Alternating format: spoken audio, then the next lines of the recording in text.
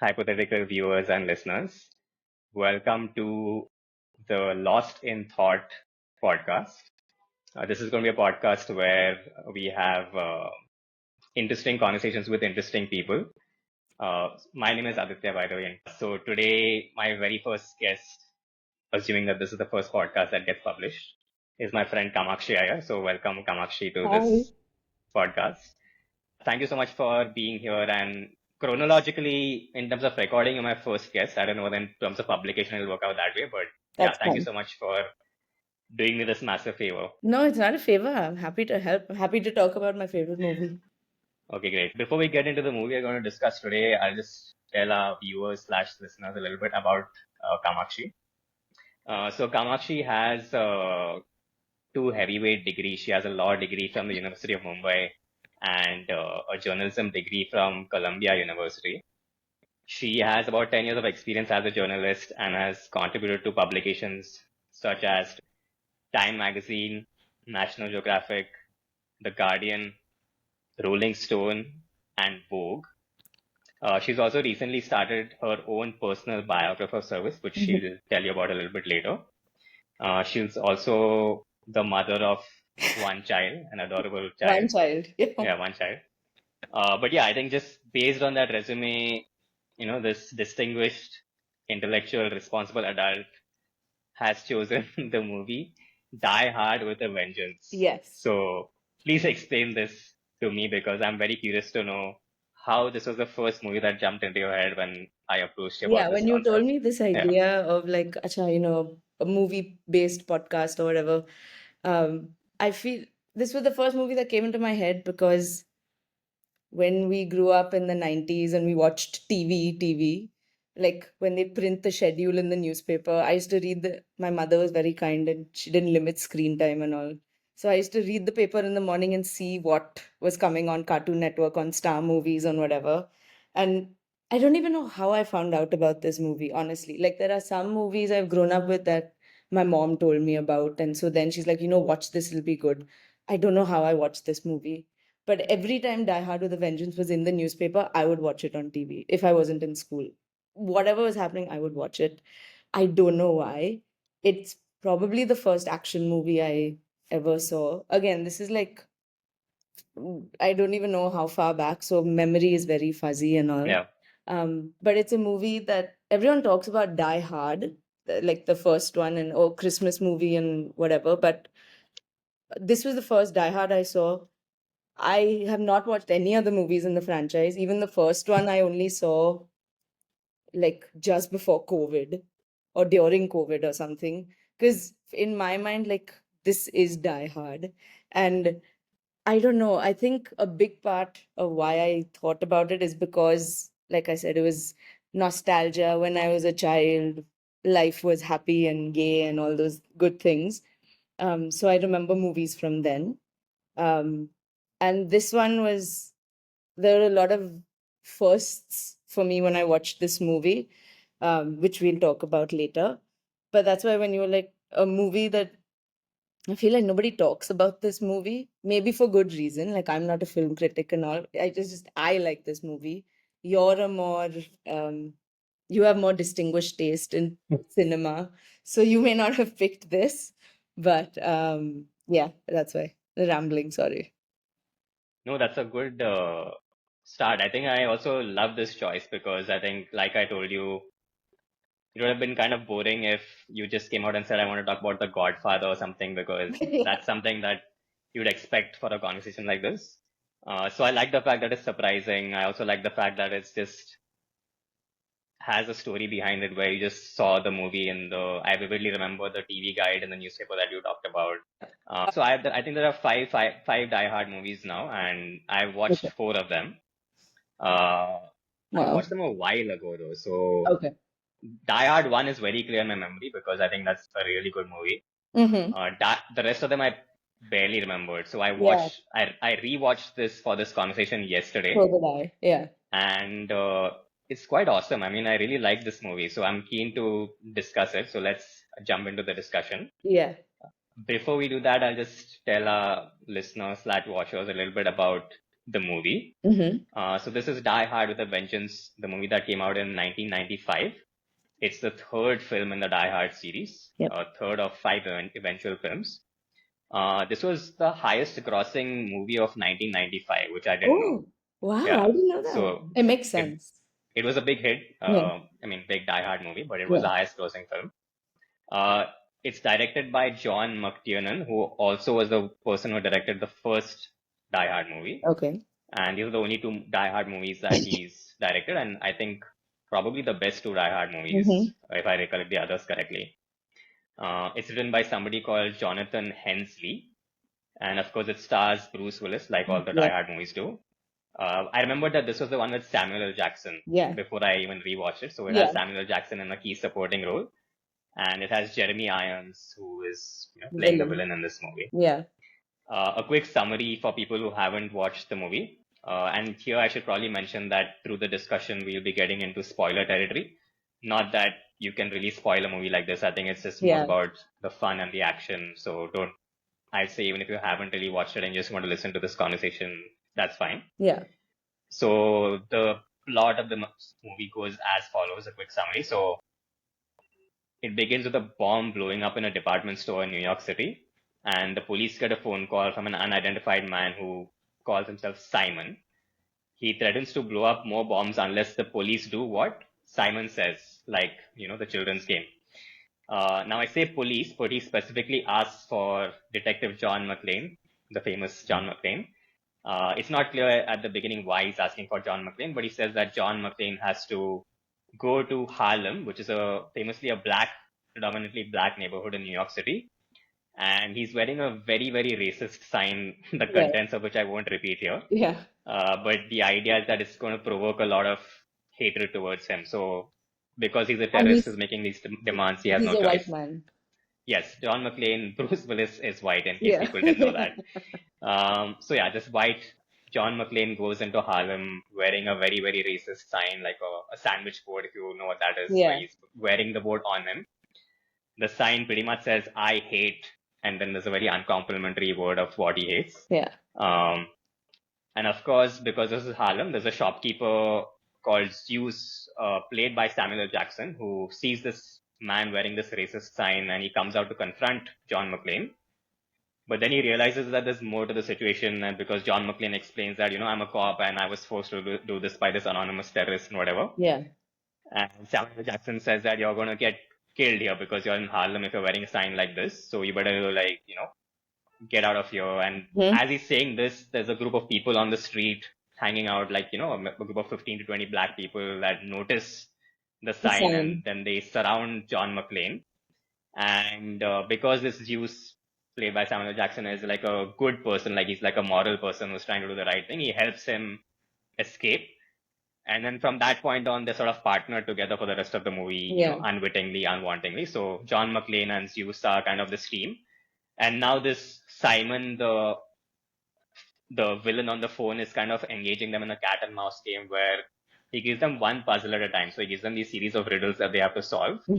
And it's kind of like an ultimatum where if you don't solve the riddle in time, a bomb is going to go off. So what they have to do is try and beat this villain at his game and figure out what is the larger game that he's playing, solve these riddles, find the bombs, defuse the bombs, and so on.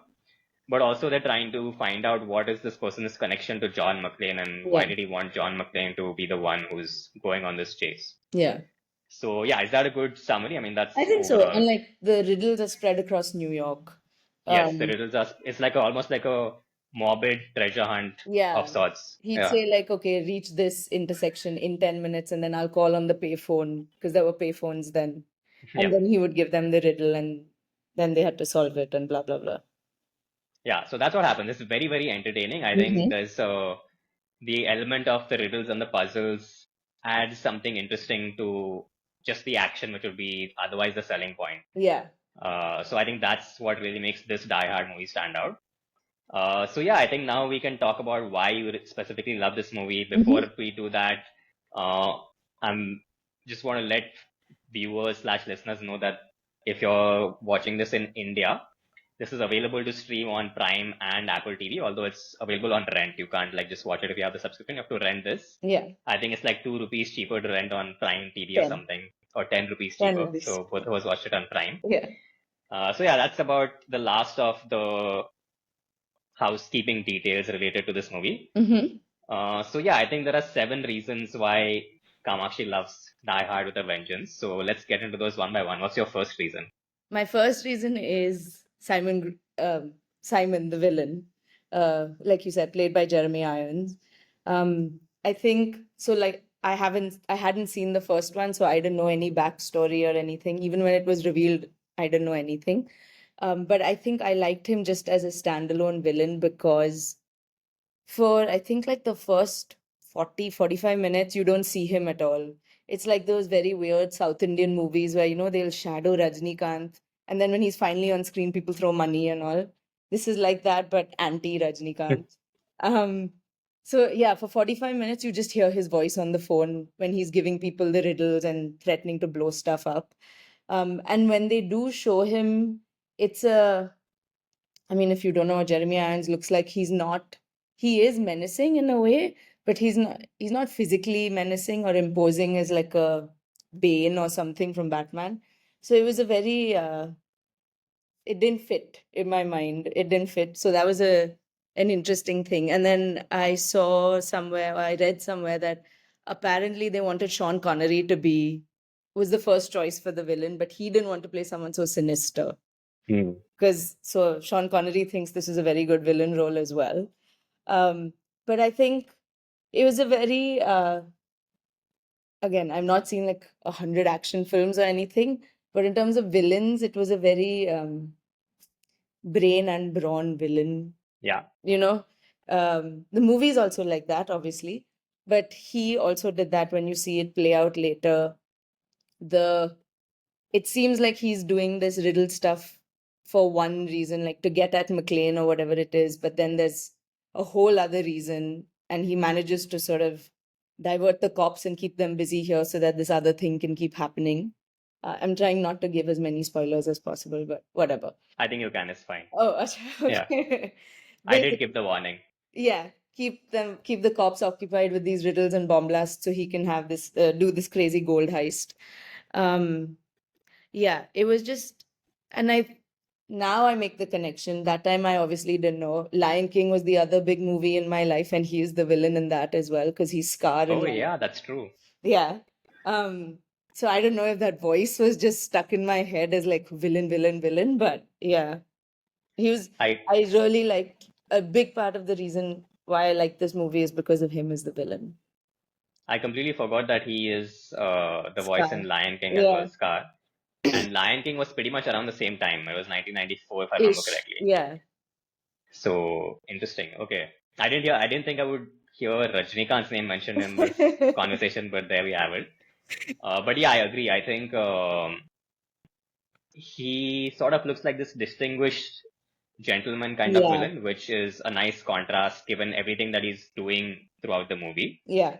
And I think this is a smart villain because, like you said, he's kind of running this smoke screen where he's sending the police on all of this wild goose chase by Yeah. putting a string of puzzles. But that's actually a smoke screen because his main plan is to actually it's one of those grand villain plans. He wants Yeah. to rob the federal gold, all of the Reserve. gold in the Federal Reserve in New York Yeah. City. It's a pretty ridiculous plan, but that's what he's doing. So he basically sends thousands of police officers on like a chase by saying there are bombs in schools and so Yeah. on. And while everyone's distracted, obviously the financial district apparently has no schools. Yeah. So there's like these 50 dump trucks that go through there and try to like Yeah. rob the Federal Reserve. But yeah, I think what I liked about this is that he builds credibility by first he actually detonates a bomb Yeah. because I think that makes Real. people probably likely to believe him because if he just called up and said there's a bomb, they probably might have thought it's a Exactly. hoax. Exactly. So he detonates one bomb and then he sends people on this chase, which is a smart thing to do. And I think also the fact that he specifically asks for John McClane means like he knows Yeah, the cops, he knows, who, what. It's not just random. yeah.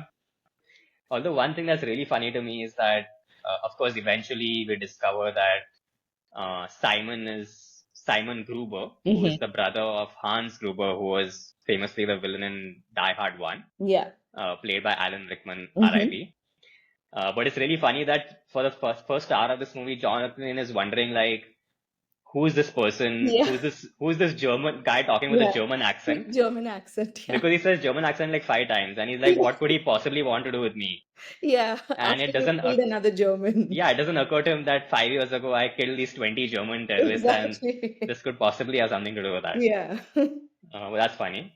But now this villain's ultimate grand plan is, why does he want to steal all the gold from the Federal Reserve, is to destabilize the world's economy, Yeah. because Because he someone in the wants, Middle East has paid him to do so. yeah, it's amazing. I love these 90s villain movie Seriously. plans. Yeah. So he wants to put all of the gold from the Federal Reserve on a ship in the middle of the ocean and blow Blow up it the up. ship. Yeah. But then, of course, he has another level to it where he's not really putting the gold on the ship, because he's Yeah. just going to pretend to blow up the gold, and then he actually has all of the gold. So that's going to make him the Yeah. ultimate sort He's of taken it across the border to Canada. to Canada. Yeah. Yeah. So yeah, I think that's a good villain. So I agree with your first point there. Yeah. One interesting piece of trivia that I came across is this plan to rob the Federal Reserve and everything. Apparently, the writer of this movie, Jonathan Hensley, Mm-hmm. was actually detained and questioned by the FBI after this movie came out, because he seemed to know too much about how the Oh, Federal Reserve worked. And he just told them that he got all of the info from a New York Times article, apparently, which was true. Very believable. Yeah. Okay, cool. So reason number one was a cool villain. Yeah. What's reason number two? Reason number two, which you just sort of briefly mentioned earlier, is just it's a very 90s action movie, or movie in general. Like, close-ups of the eye of like the police commissioner when he's talking, and like that very orchestra type music in the build-up. It was just, I don't know if I'm using the term correctly, but camp. Yeah. Like, no shame about, because it was made in the 90s, so they didn't know otherwise. But even now, like, there are some movies that age badly when you look back. Like, this has aged badly in some ways. Like, some of the dialogues are very cringe. But in terms of just how it was shot, Yeah. I think it's like wonderful. And like, it's accepting that it's like a masala action movie. It's not trying to be cinema. Yeah. What I appreciated. I think any movie that I watched from the 90s or pretty much prior to 2010 and so on, especially action movies, is just a fundamentally different experience to what it is like right now, because everything just looks so real, Exactly. right? Yeah. Like I was just making notes of all the insane things that happened in this movie, which they actually did in real life, Yeah. because they had no way to manufacture CGI or whatever back then. Exactly. So there's like cars and vans literally exploding into traffic on Yeah. a street. There's like a chair, like he detonates a chair somewhere in the beginning to Yeah. demonstrate what that explosive material is Yeah, like. in the police station. Yeah, there's Yeah. cars like crashing through a bridge and going onto the street below. There's like Yeah. a cable which pulls some vehicle onto a tanker. Exactly. The scene, Sorry, go sorry, ahead. no, I was saying the scene where they drive through Central Park is just insane. Yeah, it's And insane. and all of these are shot on location, because you can clearly see it's New York City, it's Exactly. traffic, it's Central Park and so on. Yeah. And I feel like any action movie now would just be like, let's just green screen everything, CGI everything, and it just looks so fake. So fake. And it's also like I watched this movie on Amazon, like on Yeah. Prime, and they have the feature where you can get like trivia things pop up throughout the movie at different scenes. So it would keep popping up on and off for me. And like for some of the action scenes, like there's a scene at the end where a car falls off a bridge towards a tanker, and Yeah. like the trivia is, or grouse, whatever is, like you can see the safety cable of the car as it falls off, and then there's a man on the tanker who's shooting at the car, and then he somehow gets yanked back. Yes. It's supposed to show like that some cable like slices him in half, but obviously there's a safety thing that pulls him back, and there's a comment being like, you can see the safety cable that pulls him back just in time. And there are like, I didn't count because there were so many like notes about continuity. Like, Yeah. oh, when he fell off the bridge, he wasn't wearing socks. Now he's wearing socks.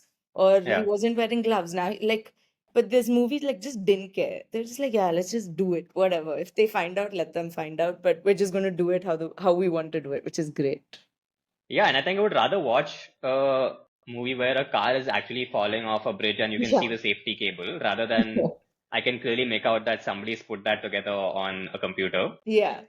In Yeah. fact, even Sorry. uh, Go ahead. Die Hard 5, I can't remember what it's called. I think it's called A Good Day to Die Hard or something. That's Okay. the one I haven't seen. Okay. But it was coming on TV like a couple of years ago, and I just happened to like watch it for 10 minutes. Mm-hmm. And even in that movie, which is from the same franchise, there's Yeah. this one scene where there's a helicopter and some like glass shattering and all.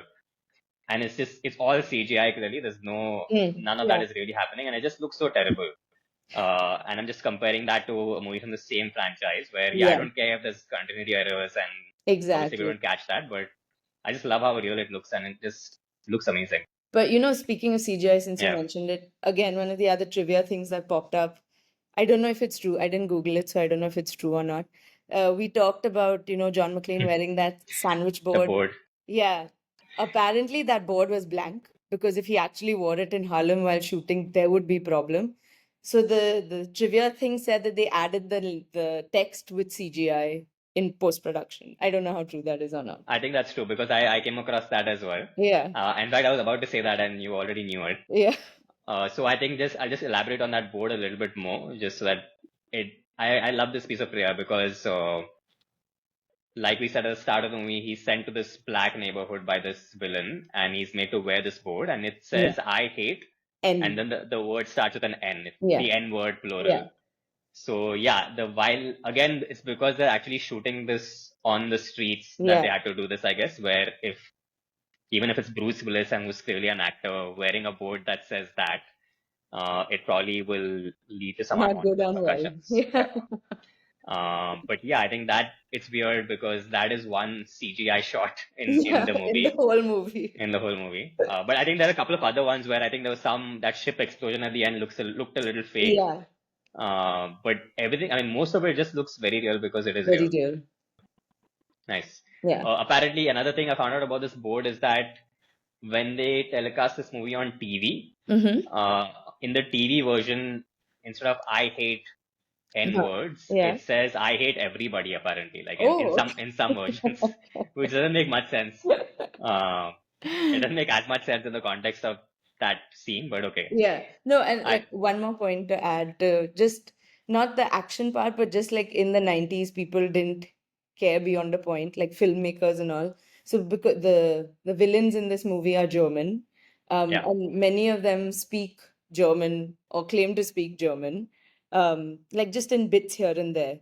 But then I read somewhere that a lot of it is just gibberish German, like it doesn't make sense. oh So really? when the movie was translated into German to be played in Germany, like everything was fixed and they actually spoke German and they had like East German accents and everything, which the English one did not have. Because again, they were just like, yeah, chalo, let's just make it. Yeah, that's another feature from a less globalized world where they just Exactly. made whatever they wanted with other Yeah. cultures and everything, and nobody cared. That would never happen now. Yeah. I guess that is one improvement with like modern movies where Yeah. they have to be a little bit more culturally aware. Yeah. Yeah.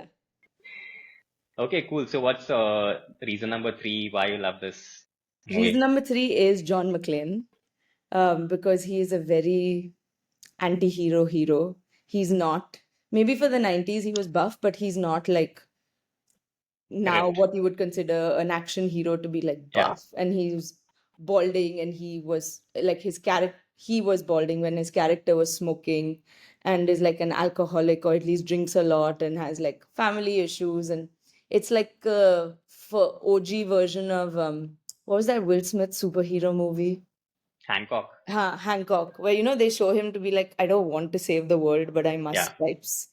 This was like that, and it was a very I liked the fact that he didn't take his hero status seriously. Yeah, I just like the fact that he's not action hero. Yeah. And there's a lot of his character, or the character in the franchise is like a very snarky this that, and that keeps coming through. He's not like taking it seriously of like I must save New York before the sunset or whatever the thing is. He was just a very real person, Yeah. just thrown into this situation, which I liked a lot. Yeah, I totally agree. I think this is one of the most striking things about watching the Die Hard franchise as a whole, because I think broadly he continues to be that character even in the other movies. Yeah. So some of the things that John McClane does in this movie, just to give people an idea of how he's not the best person. Like at one point, the villain appears to have a stutter, and he starts mocking him on the phone for his Yeah. stutter. Yeah. He calls Samuel L. Jackson's character racist at some point, saying Yeah. that you are racist because you don't like white people. I think he steals a bike from a kid at one point as Yeah. well. He lies to Zeus about where a bomb is. He just tells him that the bomb is in this black neighborhood so that this black man will help him. And then he says, "Oh Yeah. no, it actually wasn't there. I just wanted you to like help me." Yeah. We find out that he had an argument with his wife a year ago, and he just didn't bother to like pick up the call and Call her call her back. back, which Yeah. is why he's pretty much indirectly separated, just because Yeah. he was too proud to call her. Yeah. She's in LA and Uh, he's in New York. yeah, and none of this is kind of made to look very cool. It's Yeah. even like, especially I think the Zeus character is very key in this because he kind of keeps telling John McClane what a horrible person he is. Yeah. So it's not like we're being told that these are all cool things to do and this Mm. is like this cool anti-hero. He's genuinely like not a great person who just happens to be a hero because of the things that Yeah. he does. Exactly. And yeah, I think the physique and the hair I just want to talk about because there's no chance that a modern actor would do Ever something look like like that. this. Yeah, no Yeah. chance, because I think now everybody has a perfect physique, and Yeah. everybody all like make sure that they get hair work done. Yeah. And And like face and everything. I don't know how old Bruce Willis was in this movie, but like he he was looked, 40. yeah, he looks Yeah, that age. He's he not looks like his no age. fillers, Botox, no nothing. Yeah, Yeah. and I think so. This hair thing is something that I will fixate on a lot because so I come from a family where all the men are bald. Okay, so ever since I was a kid, like I've been really terrified of being bald or like losing hair. I mean, luckily at 37, I'm in pretty decent shape at the Yeah. moment, but hair-wise, I mean. But given that for someone like me who's not even it's not like I'm an actor or like being in front of the camera has been a central part of my profession. But even for somebody like me, the fixation on hair is something that I've sort of understood. Yeah. So for like a mainstream actor, I think Bruce Willis at this point of time was probably Yes. among the top Yeah. The 10 top. movie stars in the world. Yeah. To have the security to just be like, I'm just balding and I'm just going to own it. That's quite remarkable, actually. Yeah, and I doubt it was for lack of, hair and makeup skills or something like Yeah, that. yeah, If they needed to cover it up, they could have easily covered it up. definitely. So Yeah. yeah, I definitely hats off to Bruce Willis. Yeah. Hats off to like the franchise also, because Yeah, later on I just remember the movie posters, but he was bald because in real life also he was bald only after a point. There was no yeah, attempt to make him look a certain way or anything. yeah. I think fewer and fewer actors do that now. I think Yeah. now most people, uh, you know, there's a lot more options, I guess, for what people can do. So they I do don't take know, them. but I don't But know if it's just now. Like, I mean, if you see Tom Cruise, he's also been around roughly since then. I'm not sure when the first yeah, Mission Impossible and all. Like, yeah, okay, he looks his age, but he's still, you can tell he's taken trouble to try and look yeah, as close to the earlier versions of himself as possible. Um, and I don't know, maybe there are other actors from that time as well, but he was the first action hero comparison that I thought of. yeah. So yeah, No, that's true. So yeah, big props to Bruce Willis and to John McClane. yeah. What's your reason number 4? My reason number four is this is so I don't remember how old I was when I first watched this movie, but I'm almost 100% sure it's the first time I heard swearing, English swearing of like F, MF, N. Again, because I don't think, I'm sure they played like a clean version on TV, so they would have bleeped out or censored or whatever it is, a lot of stuff. But maybe in subsequent versions, my memory is fuzzy, so I'm not sure. But my first memories of MF, because Bruce Willis has a very famous, John McClane has a very famous phrase that he says in Yeah, all the movies of Yippee-ki-yay, MF. Like, that was the first time I heard it. And then all of them keep saying F this, F that. Um, and N sometimes. So yeah, it's the first time that I don't know, maybe it's a stupid reason to remember that this is the one of the reasons why I like this movie, but it was a standout thing for me. Yeah, I mean, firstly, thank you for saying F, MF, and N and not the expanded words because this is the first time that I'm doing this, so I don't know what the YouTube policy is on Yeah. auto censoring and all. So Yeah. let's keep it that way. Yeah. But yeah, it's an interesting reason because I'm wondering whether this might be a reason why this movie has stuck in your memory because this is exactly the kind of thing that would make an impression on you as a child. As a child, exactly. Yeah, Because otherwise you're like in the sheltered bubble of like you have to ask your parents if you can eat bubble gum or whatever it is. But then here on again, that's the thing. I don't know if they played a version that would have had these words on TV. I doubt. yeah, But it's in my possible. mind, this is the first movie where I heard all these things. Well, if you have to hear someone saying MF for the first time, who better than Samuel L. Jackson? Exactly. And Bruce Willis, he does it quite well. Yeah. But Like, Samuel L. Jackson, I think, is the all-time best person at saying yeah. that word. You know, Like, I don't think he says it in the movie though. I think he only. does, he does. Oh, he says it? I remembered one point because I just I was saying to myself like, there it is. Like, Oh, okay. yeah. Because Unless I, yeah, Bruce Willis's phrase comes only like once in the end. F yeah. comes throughout, but MF from him at least comes only once in the end. But yeah. So this yippee MF thing, I don't know whether it's a false memory I have, but I'm very sure that some point in my life I read that it was supposed to be a botched version of an Urdu phrase. Oh, But then I was looking that up for this before this conversation and I couldn't find that anymore. oh wow, So I've never heard that. yeah, so I found some other origin story about how there was some other catchphrase on some show which they Okay. changed into this. Okay. But I feel like when I first watched Die Hard many years ago, and Huh. when I read up about it later, I feel very sure that I remember some reading that the writer had taken some Urdu Oh. phrase, and I thought it's like ye bhi khaiye or something is what I figured they were going for.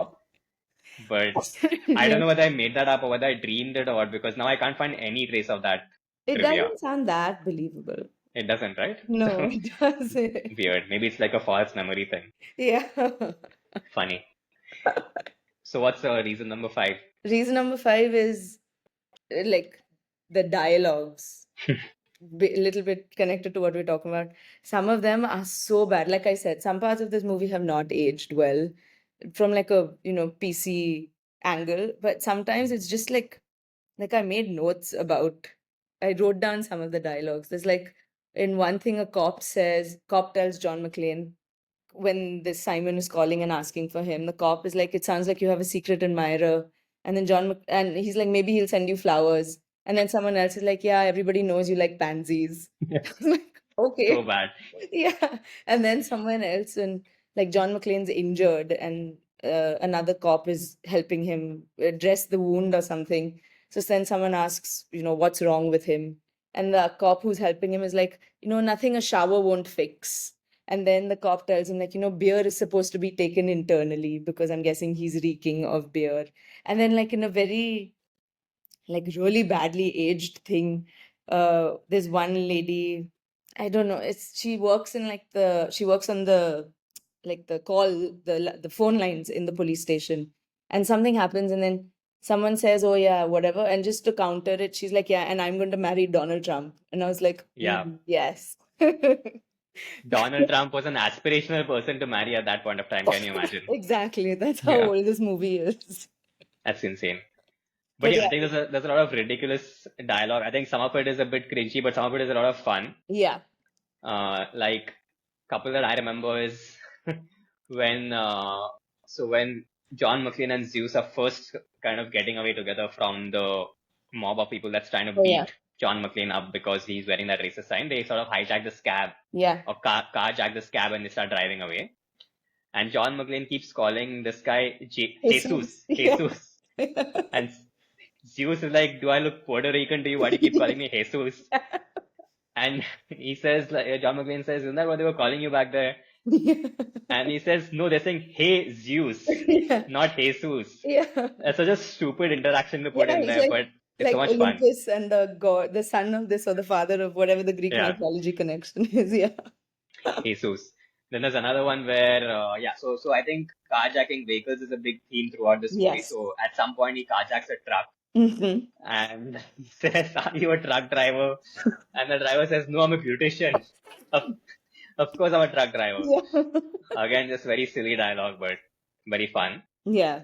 And a couple of ridiculous things also. One is when this Jeremy Irons, aka Simon Gruber, Mm-hmm. he speaks with a pretty bad American accent. Mm. So at one point, he's impersonating some engineer or architect or Oh, something yeah, yeah, yeah, yeah, to yeah. get into the Federal Reserve. Yeah. And he says like, "Holy Toledo." It's so stupid. I mean, the good thing is he Uh, can do a good American accent. yeah. But I think he's intentionally doing a kind of Yeah. not great one because Yeah. he's a German pretending to be an American. Exactly. And to me, the most ridiculous dialogue was, so when he gets into the Federal Reserve, the Federal Reserve guy is like, "Oh, you wanted to do currency exchange, but we just do that for governments and all. We don't do Hmm. it for individuals." Hmm. But then he says, "Okay, fine, I'll do it anyway." Yeah. And then he goes on to tell him that, you know what, my security systems are down and alarms are getting repaired and everything. And he says, "Heavens to Betsy, if anyone knew, can you imagine?" So yeah, the lead of the Federal Reserve, which has like whatever 50,000 tons of gold, Yeah, of all the gold of all the countries in the world or just whatever. tells a guy, random guy that, "Yeah, I'll show you around. All, by the way, all my alarms are down. Yeah, yeah. Heavens to Betsy, can you imagine if anyone knew about this?" Maybe that's also like maybe the 90s were actually people were actually that gullible before 9/11, before all these things. Everyone was just trusting and like, yeah, yeah, come, Yeah. I'll show you Oh the yeah, this is gold. before 9/11 because you see the World Trade Center in You this see it. movie. Yeah, you Yeah. do. When they're driving, you see the World Trade Center. But yeah, I think some of the dialogue notwithstanding, I feel like this is actually a pretty well-written movie. Mm-hmm. Because I think, like I said, the riddle, and I really like the riddle Yeah. element and the puzzle element, which we'll talk about soon. Yeah. Also, I think there are a couple of nice things, like there's one anecdote that a police officer tells at the beginning about lottery numbers, where Oh, yeah. it's like all the police officers play their badge numbers Mhm. as lottery numbers, and that even when he said it, it's an interesting piece of trivia or dialogue, Yeah, but it connects very nicely later on because exactly. John McClane figures out that people are imposters pretending to police officers, and then he Yeah. tests them by saying, "Hey, what was the lottery number last night?" And none of them know. No, and Uh, also because he sees the one of them is wearing a badge and he sees the numbers in the lift reflection, and then yeah, he realizes that that's the badge of his friend because his friend says, "Oh yeah, this is my badge, whatever 6991 or whatever it is," and yeah. he realizes, "Oh, he's wearing my friend's badge, so I'm guessing my friend is dead," and then blah blah blah blah blah. Oh, yeah, I didn't pick up on that part of it. Yeah, You're right. yeah. And even some of the other stuff, like I think Samuel L. Jackson's character, the stuff he says about racism and all, Mm-hmm. it's not in a lot of movies of that time. I think action movies Maybe. where, Yeah, action movies. Yeah, yeah, like he's actually trying to be like a good role model to these kids at the yeah, beginning of the movie, yeah. and he tells them like we don't need white people to help us, and Exactly. who's going to help you, and they say nobody, and Yeah, so he says, yourself. who's going to help you? You have to help yourself. Yeah. And even the part where there's John McClane says like, "Thanks for saving me" or whatever, and he says, Mhm. "I didn't save you, I just saved like a cop from getting shot in A white cop from, white yeah, cop from getting shot in Harlem, in Harlem. because one white cop gets shot today, and we'll There's have a hundred 50,000. hundred cops tomorrow with like Exactly. itchy trigger fingers." Exactly. So that was interesting because I didn't realize that. I mean, I thought obviously in the last 5-6 years that's been a big talking point about like Yeah. white police brutality and everything. I didn't realize there was people were talking about it back then, but then I looked it up and I think there was like this Rodney King case that happened in the Mm-hmm. 90s, and there were some riots that happened post that. So I Mm-hmm. think this has been like a topic of contention and conversation in the US for a I'm while. sure. Yeah, I'm Yeah. sure it must have been. So that was interesting. But yeah, And I think what? also in the, sorry, No, no, just finish. staying with the general dialogue Yeah. thing, I think there's a lot of like references here and there thrown, but like they're really nice like small things. Like I think at some point in the start when like Samuel L. Jackson is in the police station, and they're like, okay, no, you have to go with John McClane, and he's trying to get out of it, and he's like, call me when the bomb is, or call me when he crosses 110th Street, or something Hmm. like that. But he says 110th Street because that's like the border where Harlem officially starts, and things like that. And it's a reference to, Oh, like a song as well. I And didn't pick then up on that. yeah, and then there's a one other thing which I saw in the trivia Amazon Prime thing is there's always Christmas references. So I haven't seen the second Die Hard, but I think that was also set during Christmas. I'm not I can't sure. remember. I can't remember now. Yeah, but apparently this is the first one that isn't set during Christmas. But there's still a lot of Christmas references.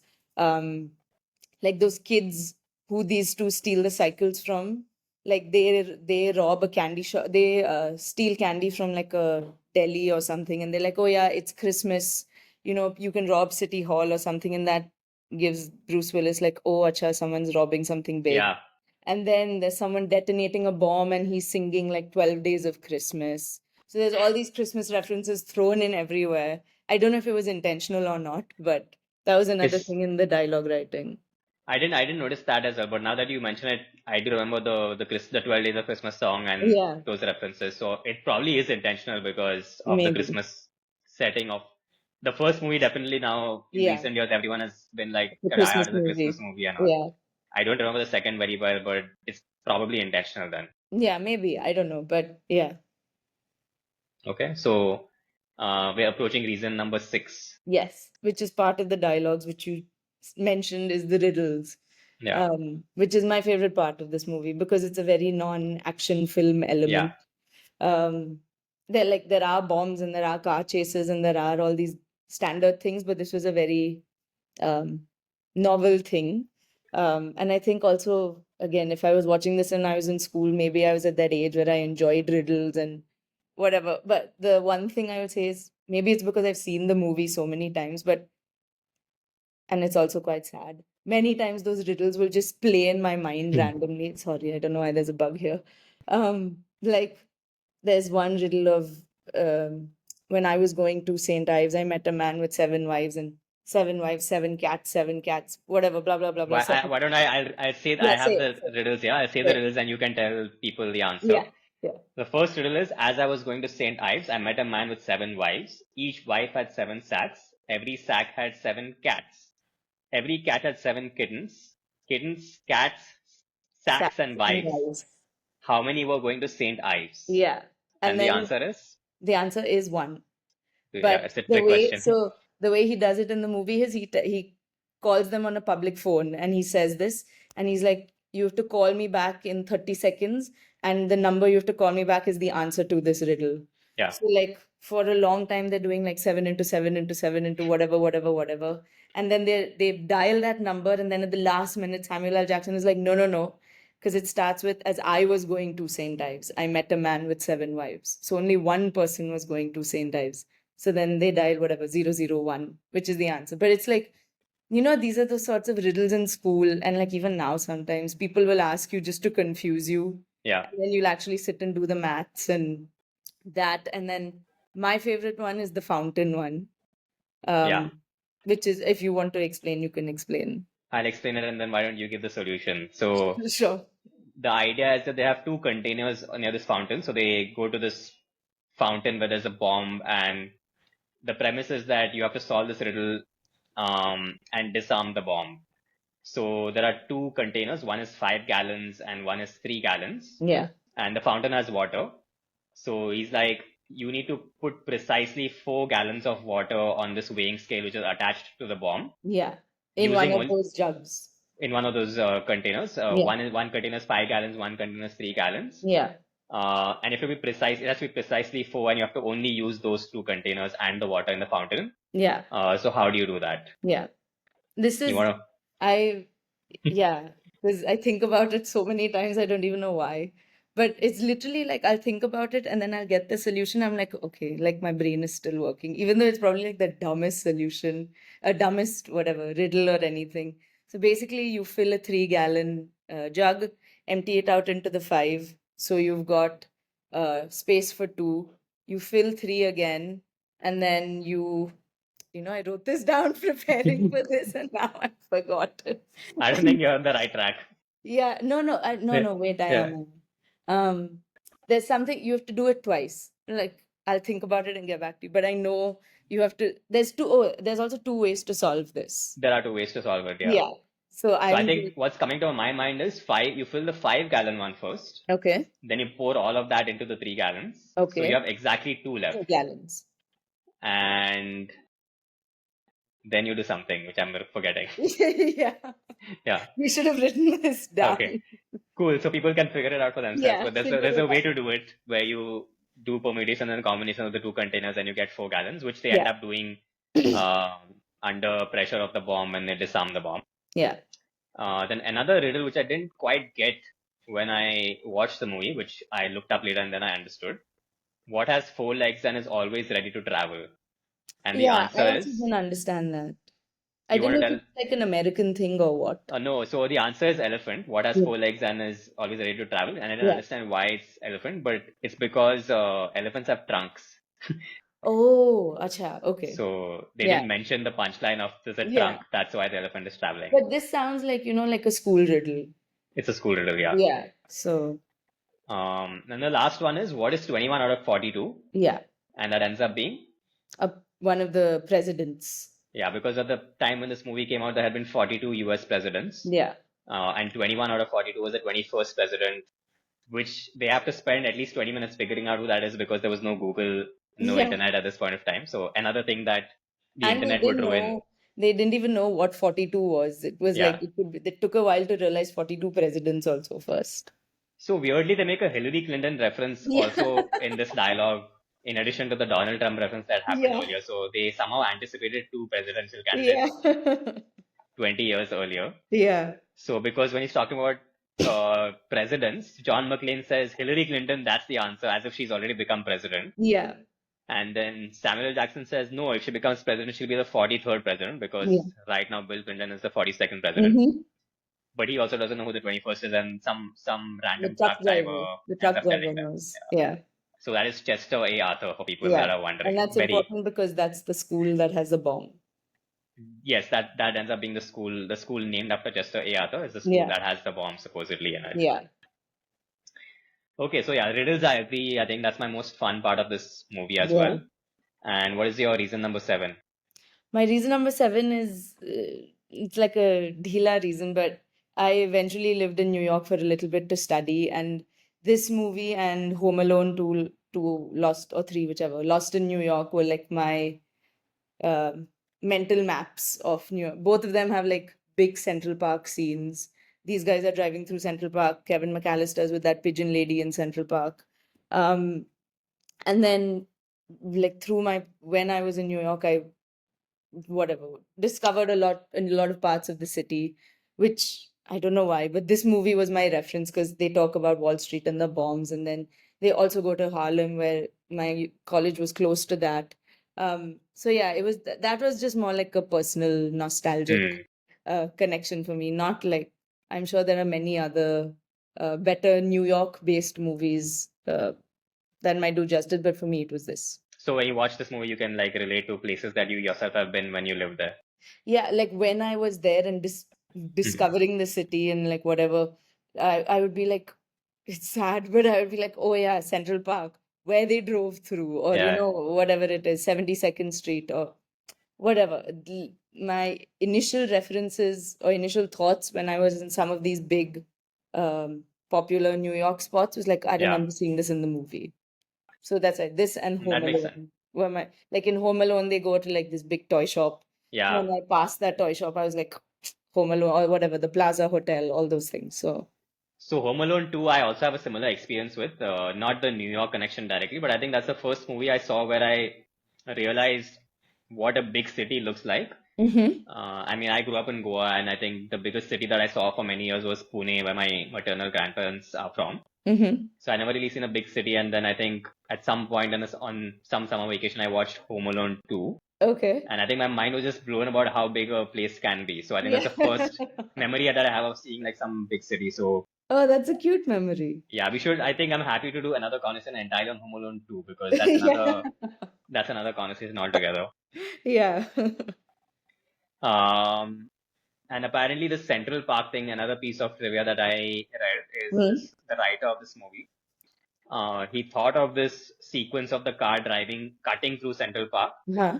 okay, just for context, they have to get to a particular point in the city in 30 minutes, and in traffic, it's not going to be less than an hour. Yeah.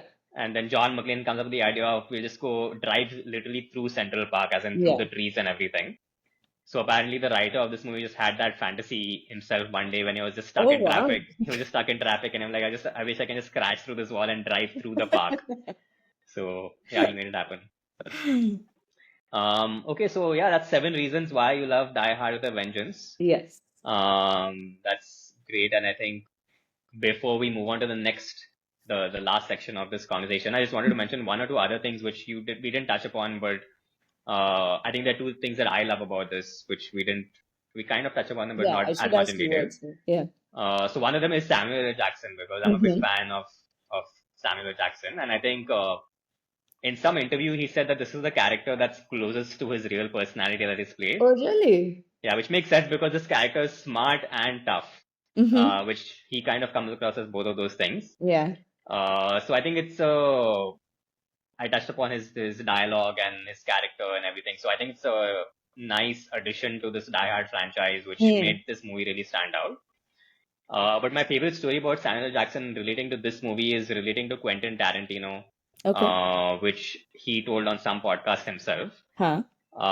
So before this movie came out in 1995, Pulp Fiction released in 1994. Okay. And Pulp Fiction has both Bruce Willis and Yeah. Samuel L. Jackson, and that was Samuel L. Jackson's. Let's just call him SLJ because I don't want to keep saying the name uh, again and again. So SLJ's big breakout role was Pulp Fiction. Right. So interesting, the first choice for SLJ's role in Pulp Fiction was not SLJ; it was Hmm. Lawrence Fishburne, Fishbone. Yeah. who people will know as Morpheus from The Matrix Yeah. mainly. But apparently Lawrence Fishburne's agents at that point of time were kind of discouraging him from taking up like these supporting characters Okay. because they're like, you're just going to be typecast as a supporting character. Huh. And obviously they didn't know how big Pulp Fiction would become, but they're like, don't take a minor role like that. Hmm. And they were lobbying for him to get the role in Die Hard with a Vengeance, Oh, okay. which was in production or in pre-production at that point of time, right? Okay. But again, because they're trying to make this push for Lawrence Fishburne to become a bigger actor than he is, Huh.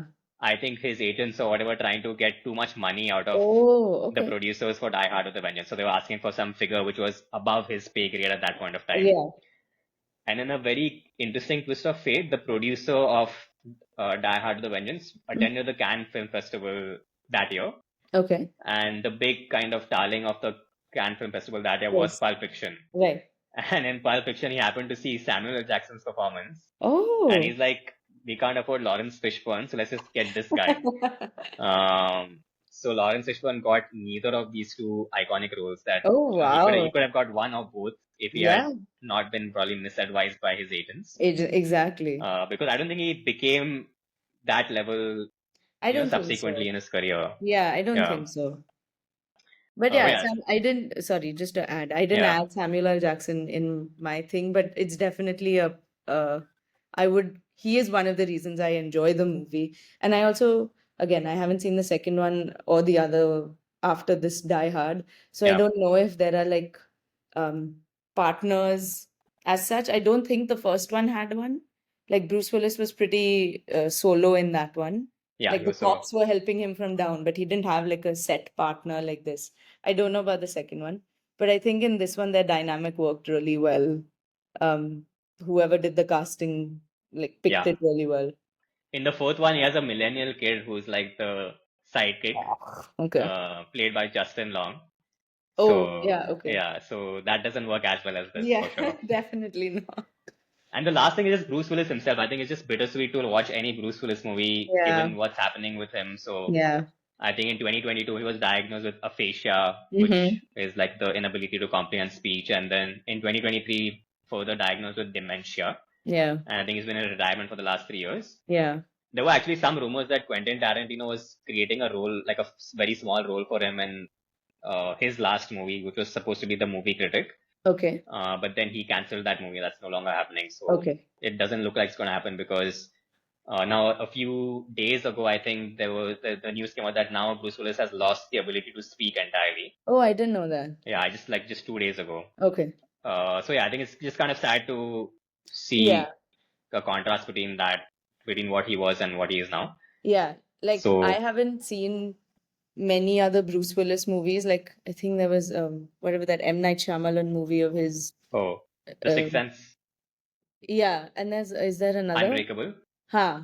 I Yeah, think those are the only ones I've seen, but I didn't feel as strongly for those as I do for this.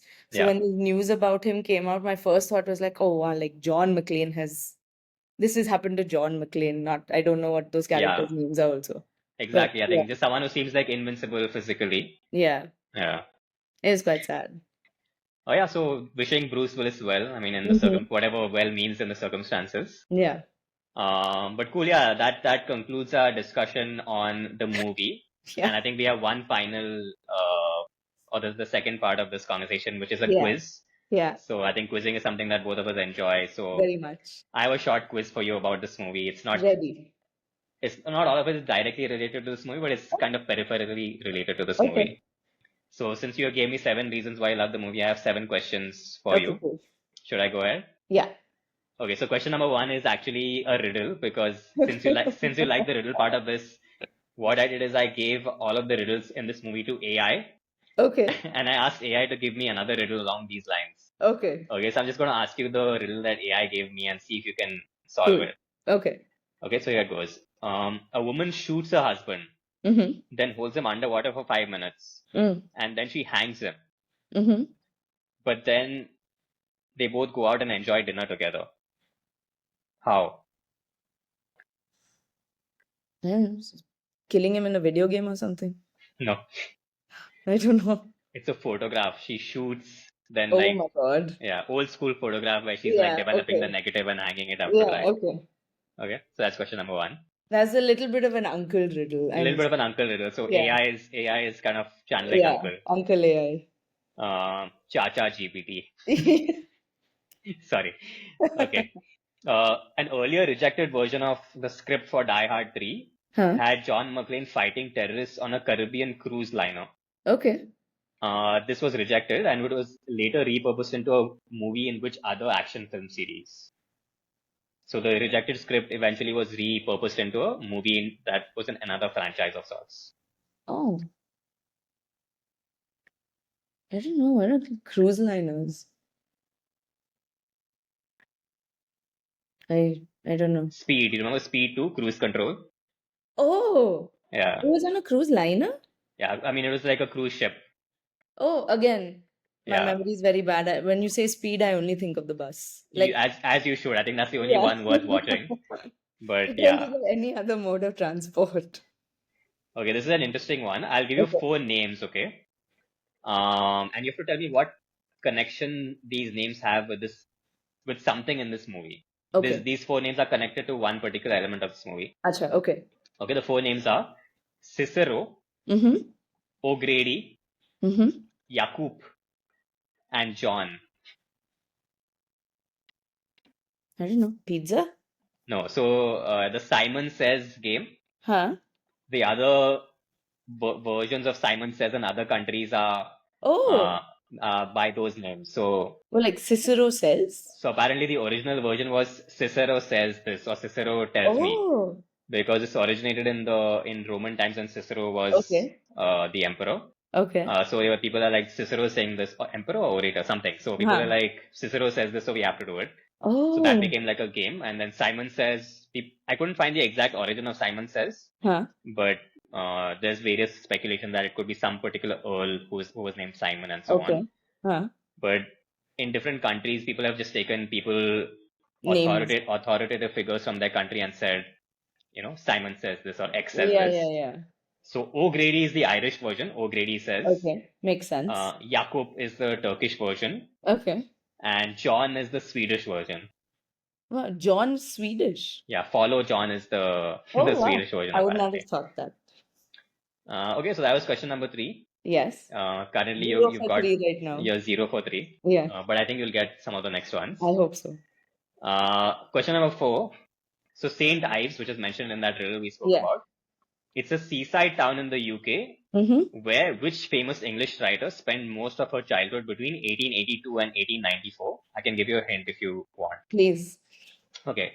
So hint is in 2015, there was a Huh. campaign protesting construction that would have blocked sight of the Godrevi lighthouse across the Cornish Sea, which is a view that inspired one of her most famous works. I don't know if this hint is helping or hurting. Hurting, for Okay. sure hurting. Because in my mind, St. Ives is the face scrub that I use. That Oh, is why I really? think of this riddle all the time because there is Wow. a face scrub brand called St. Ives, and so every time I use it, I think of this stupid riddle. Um, but Okay, I learned something through this question also. yeah, okay. I don't know. Okay. Yeah, So Beatrix so basic Potter. so I basically don't in 20, not Beatrix Potter, in 2015 there some construction would have blocked view of a lighthouse. That's the key know. part. I understood, but Okay. I don't know. It's Virginia Woolf. Okay. So she has this book called To the Lighthouse. Oh, I should have That made an okay. educated guess, but no. Okay. Fifth question. So Simon Gruber is from the Hmm. National People's Army, which existed in East Germany between 1956 and 1990. So basically, it was like an East German militia. Okay. And the NPA, National People's Army, was one of the only militaries to have something called construction soldiers. Okay. So what are construction soldiers? What's your educated guess? To go and build, um, Yeah, I mean that's what or the like mercenary construction soldiers, like you countries or whatever entities can hire them to build weapons. not weapons. So Or huh. these were conscientious objectors, people who objected to being in the military for like religious grounds or moral grounds or something. Oh, Now most countries have conscientious objectors. I mean back then you had conscription where people had to be in the military. right. So if you have conscription, you have something called conscientious objectors where people can opt out saying, I can't. I think Muhammad Ali did that at one point where he said, Right. I don't want to kill people because it's against my religion. Mm, So I'm not going to Vietnam. mm. But the East German military had gave them a role anyway. So Oh, they said even if you don't want to fight, you still you have to can get build join stuff. the army and you just build stuff for other people. So Oh, construction wow. soldiers, yeah, That's damn interesting. I did not wow, but it's very interesting. yeah. I didn't know that. Okay, so that's the fifth question. You have two more attempts to Get get a 1 point. question correctly, but you're winning Yeah. anyway because you're learning. Yeah, I'm learning, so I'm winning. Okay. Yeah. Okay, so the sixth question is related to Chester A. Arthur, who's the president that's mentioned in this movie. Okay. Uh, so there are four presidents that I'm Mm-hmm. going to name: Mm-hmm. Andrew Johnson, Chester A. Arthur, Theodore Roosevelt, and Lyndon B. Johnson. Okay. And there's something that's common to these four presidents and no other president. What is it? That they were all vice presidents first. That is true, but there have been other presidents who have been vice presidents first also. So you're Oh, partially correct. So you have half to point. get the second part of it. So just think about what else is common to these That four. they all became vice presidents after the presidents were assassinated. That's correct. Okay. Yeah. 1 point. 1 point. Yes. So Andrew Johnson became president after Lincoln was assassinated. Chester Okay. Arthur after President Garfield was assassinated. Okay. Theodore Roosevelt after President McKinley was assassinated. Okay. And Lyndon B. Johnson, of course, after Kennedy Then was okay. assassinated. Okay, last question. Mm. So in this movie, in the Die Hard lore, as so to Huh. speak, Hans Gruber and Simon Gruber were born in East Germany Okay. during the 1940s. But in real life, in 1955, a German woman named Marlene gave birth to a child with an American soldier who was stationed in Germany Okay. named David. The American soldier's name was David. Oh, So what connection does this couple have to this movie? who this? The parents. The real life Huh. German couple, Marlene and David, Huh. and the child that they gave birth to in 1955. What is the connection of this fact to this movie? Oh. Um. I don't know. Are they the screenwriter's grandparents? No, but they are the parents of somebody associated with this movie. Oh. Um. Give. Oh, but you haven't said the child's name. I haven't because that would be too obvious. Yeah. Yeah. Yeah, I don't know. Maybe the Jeremy Irons parents. they're actually Bruce Willis's parents. Oh wow. Okay. So it's funny that the guy who's killing German terrorists across these Die Hard movies is Yeah. of German ancestry. Oh wow. Okay. Yeah. Okay, so that brings Very us good to question. thank you. Yeah. So you get, I'll One give point. you 1 out of 7, Yeah, I'll take it. which is good. It's Yeah. good. Yeah. Um, but yeah, thank you so much for doing this, Of Kamakshi. course, it was I really great enjoyed fun. this conversation. Before we go, we'll just do a last couple of things, Yeah. which is, do you have any recommendations for the viewers or listeners if they enjoyed this movie, something else that they should watch? Yeah. I think because we talked about this before, your recommendations make more sense. Mine is one and it's random in that this is the third movie in this franchise, and later I learned that the first one was also quite famous, but I didn't know. If you want to watch movies where the second or subsequent ones are very good, in my opinion, better than the first, you can check out Sister Act 2 Back in the Habit. Again, I watched it. My mom told me about it. I saw the name in the paper and I watched it. And again, it's one of my, I told Aditya if we didn't discuss Die Hard, that's what we were going to discuss. Yeah, Um, again, sorry, yeah. sorry, finish. Yeah. Nice. So I was Yeah. just going to say, like Die Hard, it's a movie where I saw the first one. I don't even know how much later. For the longest time, if you said Die Hard or Sister Act, it was only this with a Vengeance or the second Sister Act that was in my mind. Yeah, it's an excellent movie. Again, 90s Yeah. nostalgia, San Francisco, whatever. I love that you said movies where the second or third movie in the franchise is better than the first, and it's not Dark Knight or something, but it's Yeah. Sister Act 2, Back in the Habit. Yeah, back of the habit. Amazing. I just love these choices, and maybe we'll do another episode in the future with Sister Act 2, Back in the Habit. I hope you have enough guests who have better movie picks that you don't have to come back to me for this. I think irrespective of whether I have guests or viewers, I will keep doing Yeah. this until, it becomes embarrassing. But yeah, okay. I have four Yeah. recommendations. So if you want to watch another movie with both Bruce Willis and Samuel L. Jackson, you watch Pulp Fiction, which I mentioned before. Yeah. If you want to watch another movie where a mysterious caller, sends police on a chase for bombs across the city, you can watch A Wednesday, which is a nice Indian movie Nasiruddin Shah. starring Nasiruddin Shah and Anupam Kher. They probably wouldn't do a movie together now, but back then they didn't know as Yeah. much about each other. Um, Another movie where the hero finds himself in a lift surrounded by villains and fights them off. Captain America: The Winter Soldier.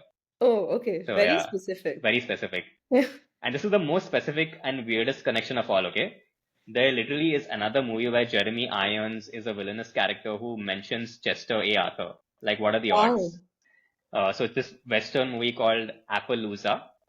Uh, Appaloosa. Appaloosa. It's Okay.